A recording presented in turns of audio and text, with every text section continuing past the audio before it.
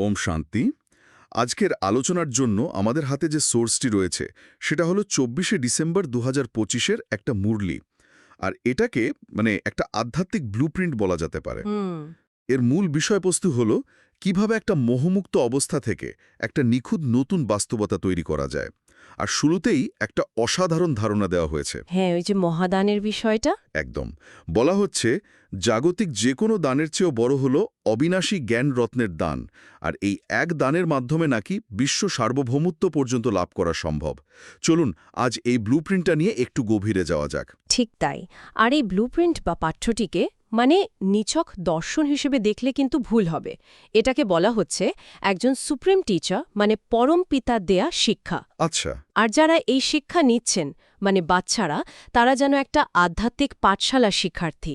তাদের লক্ষ্য হল একটা অবিনাশী উত্তরাধিকার লাভ করা। এমন এক সম্পদ যা কখনো শেষ হয় না। একদম। আর সেই পুরস্কারটাই হল বিশ্ব সার্বভৌমত্ব।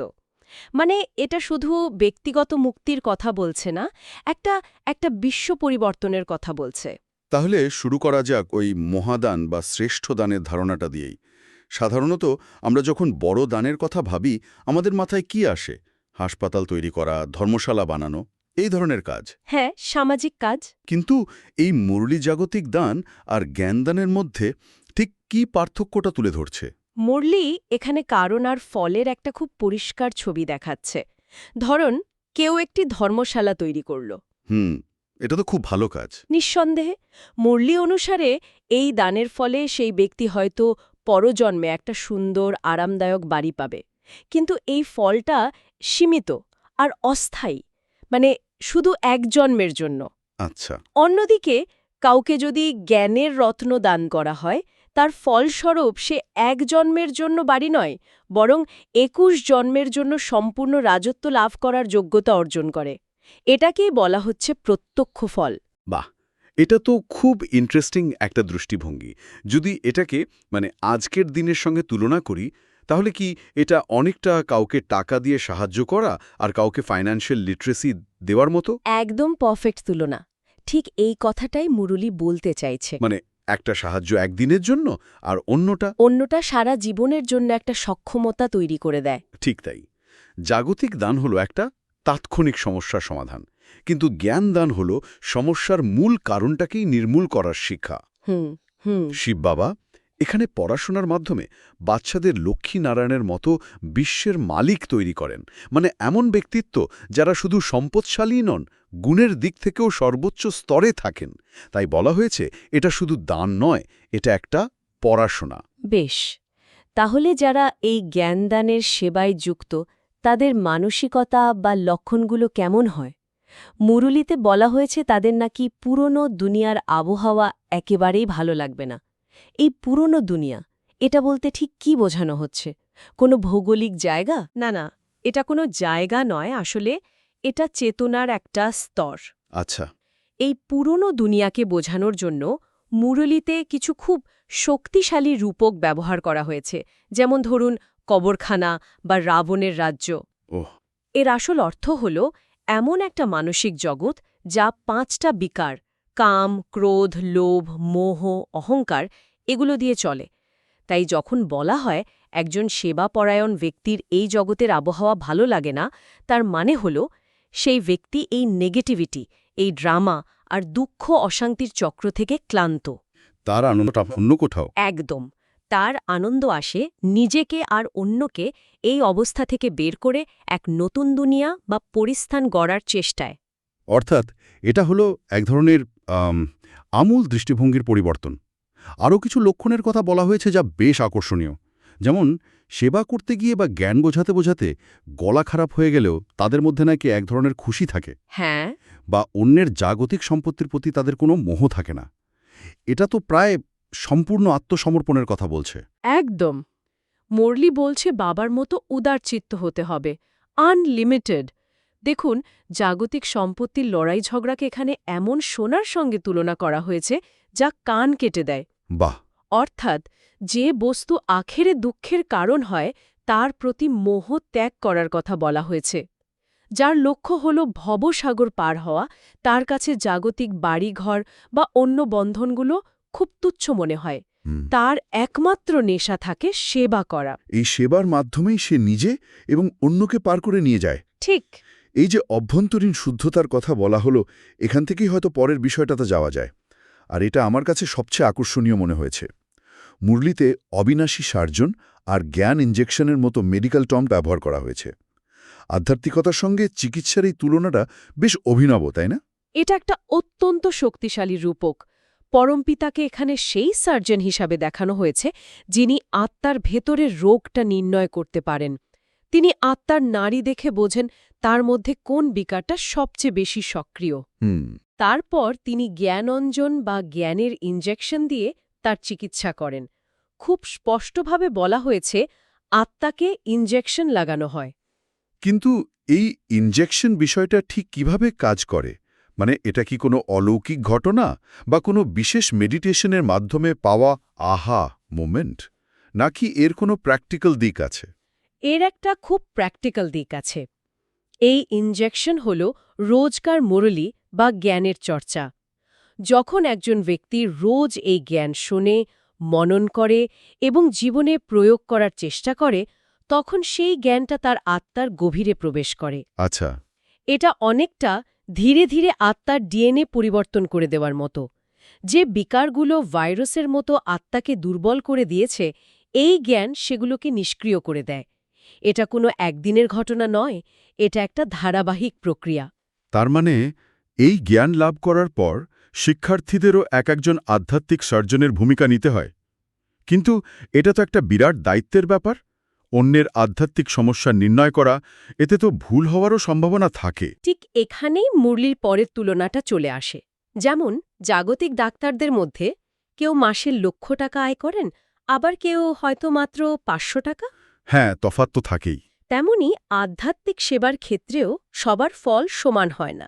সবাই নিজের প্রচেষ্টা আর যোগ্যতা অনুযায়ী ফল লাভ করে। মুরলির ভাষায় কেউ মহারথী মানে জেনারেলের মতো, কেউ অশ্বারোহী মানে ঘোড়সওয়ার সৈনিক, আর কেউ বা পদাতিক? হ্যাঁ, মানে সাধারণ সৈনিক হয়ে ওঠে। যার সেবার নেশা আর আত্মশুদ্ধির চেষ্টা যত বেশি, তার পদমর্যাদাও তত উঁচু হয়। আর এটা কোনো পদ নয়, এটা হলো আধ্যাত্মিক ক্ষমতার একটা স্তর। এই যে ব্যক্তিগত স্তরে এত প্রচেষ্টা, এত সেবা, এই আধ্যাত্মিক সার্জারি, এই সব কিছু চূড়ান্ত লক্ষ্যটা কি? মানে এর মাধ্যমে ঠিক কি তৈরি করার কথা বলা হচ্ছে?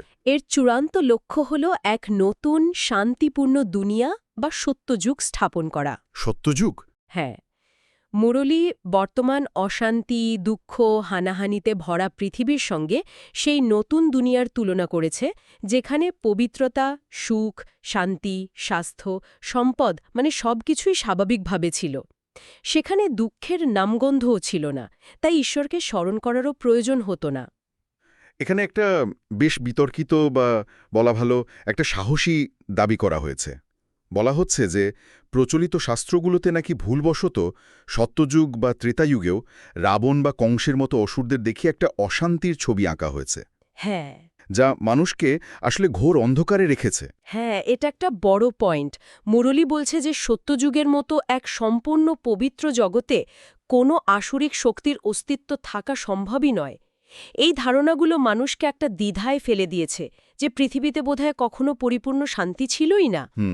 মুরলীর বক্তব্য হল পরমপিতা এসে এই ভুল ধারণাগুলো ভেঙে দেন এবং সেই আদি ও অকৃত্রিম শান্তির জগৎ পুনরায় স্থাপন করার পথ দেখান। এই নতুন জগতে প্রবেশের বিষয়ে একটা অদ্ভুত বিষয় আমার চোখে পড়েছে।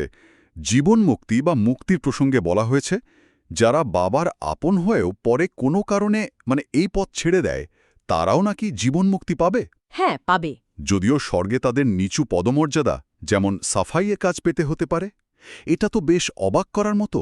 এটা অবাক করার মতোই, আর এটা জ্ঞানের অবিনাশী প্রকৃতির ওপর জোর দেয়। এর মূল ধারণাটা হল, একবার যদি কোনো আত্মা পরমপিতার জ্ঞান দ্বারা চিহ্নিত হয়ে যায়, তবে সেই ছাপ পুরোপুরি মুছে যায় না। আচ্ছা। বাবার সঙ্গে একবার সংযোগ স্থাপন হলে নতুন জগতে তার স্থান নিশ্চিত। কিন্তু সেই জগতের ভেতরের পদমর্যাদা বা স্টেটাসটা নির্ভর করে বর্তমান সময়ের প্রচেষ্টার উপর। ও, এই ব্যাপার। হ্যাঁ, তাই বলা হয়েছে খুশির পারদ সবসময় উঁচুতে রেখে সেবা করে যেতে হবে, কারণ প্রতিটি কর্মের ফল সেখানে জমা হচ্ছে। এই যে নিঃশর্ত করুণার কথা বলা হলো, এই সূত্র ধরেই পরের অংশে এসি। একটা জায়গায় বাবা বলছেন, তোমরা সর্বব্যাপী বলে আমার অপমান করে এসেছ, তা সত্ত্বেও আমি তোমাদের উপকার করি। এই বিষয়টা বেশ গভীর। ঈশ্বরের অপমান বলতে এখানে কি বোঝানো হচ্ছে? এখানে ঈশ্বরকে সর্বব্যাপী বা অমনিপ্রেজেন্ট বলার যে ধারণা, সেটাকেই তার অপমান হিসেবে দেখানো হয়েছে। কেন? কারণ এর মাধ্যমে তার একটা পৃথক ব্যক্তিত্বপূর্ণ রূপকে অস্বীকার করা হয়। যদি ঈশ্বর সর্বত্রই থাকেন, পাথরে, কণায়, সব মানুষের মধ্যে, তাহলে তিনি তো একজন পৃথক সত্তা থাকেন না, একটা নিরাকার শক্তিতে পরিণত হন। মুরলির বক্তব্য হল, ঈশ্বর একজন ব্যক্তিত্ব সম্পন্ন পিতা, যিনি তার নির্দিষ্ট ধামে থাকেন। তার মানে এটা ঈশ্বরকে একটা অ্যাবস্ট্র্যাক্ট এনার্জি হিসেবে দেখার ধারণা থেকে বের করে এনে এক পার্সোনাল বা ব্যক্তিগত সত্তা হিসেবে দেখার কথা বলছে। এই দৃষ্টিভঙ্গির পরিবর্তনটা তো সম্পর্কের পুরো ডাইনামিক্সটাই বদলে দেয়। একদম ঠিক এটাই। কারণ যদি ঈশ্বর এক নিরাকার শক্তি হন, তাহলে তার সঙ্গে ভালোবাসা, শ্রমণ বা দায়িত্বের সম্পর্ক তৈরি করা কঠিন। কিন্তু তিনি যদি একজন পিতা হন, তাহলে তার সঙ্গে এক ব্যক্তিগত সম্পর্ক তৈরি হয়। আর মুরলি বলছে, এত অপমান বা ভুল বোঝার পরেও পিতা তার সন্তানদের দুঃখ থেকে উদ্ধার করতে এবং তাদের পবিত্র করে নিজের সঙ্গে বাড়ি ফিরিয়ে নিয়ে যেতে আসেন। কিন্তু একটা শর্ত আছে। হ্যাঁ, শর্ত একটাই, পবিত্র হতে হবে। যারা পবিত্র হবে না, তাদের কর্মের দণ্ড ভোগ করে তবেই ফিরতে হবে। তাই মন, বচন ও কর্মে পবিত্র হওয়ার ওপর এত জোর দেওয়া হয়েছে। তাহলে সব মিলিয়ে যা বোঝা গেল, এই মুরলি ব্যক্তিগত জীবন থেকে শুরু করে বিশ্ব পরিবর্তন পর্যন্ত একটা পূর্ণাঙ্গ রোডম্যাপ দিচ্ছে, একদম। যার কেন্দ্রে রয়েছে জাগতিক দানের ঊর্ধ্বে উঠে আধ্যাত্মিক জ্ঞানের আদান-প্রদান এবং এক নিঃস্বার্থ সেবা, যা ব্যক্তিকে নিজের এবং অন্যের আত্মার সার্জন হয়ে উঠতে সাহায্য করে। এবং এই পুরো আলোচনার সারমর্মটা এর শেষে দেওয়া বরদান আর স্লোগানের মধ্যে খুব সুন্দরভাবে ধরা আছে। হ্যাঁ, বরদানটি হল, কি এবং কেনর প্রশ্নের জাল থেকে মুক্ত হয়ে সদর্শন চক্র ঘুরানো।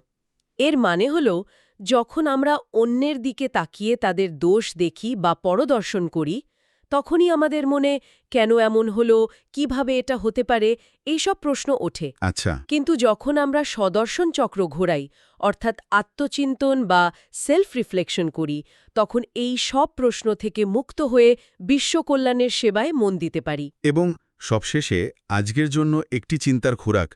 স্লোগানটি হল, প্লেন বুদ্ধির দ্বারা প্ল্যানকে প্র্যাকটিক্যালে নিয়ে এসো, তাতেই সফলতা সমাহিত হয়ে আছে।